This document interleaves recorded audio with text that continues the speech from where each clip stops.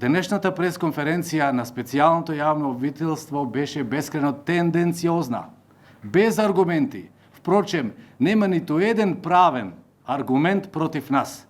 Го тврдам пред сите наши граѓани истото, го тврдам истото пред сите нив и пред целата јавност. Значи, општина Битола, гледам дека таму има и некои закани дека се водели не знам какви други постапки. Најодговорно тврдам, ниту сме барале аболиција, ниту ни треба. Ние работиме законски и во сите постапки што планираат да ги спроведат, ќе го докажеме истото и ќе го потврдиме истото. Денешниот прес покаже уште еднаш дека она што го кажав пред околу 2 месеци се потврдува. Суверена, самостојна и независна Република Македонија од ден во ден се помалку е тоа со ваквиот начин на однесување од сите нас. Се дозволи специјално јавно обвинителство, значи паралелно обвинителство, се дозволи во владата на Република Македонија да влезат министри од партии кои што не добиле избори.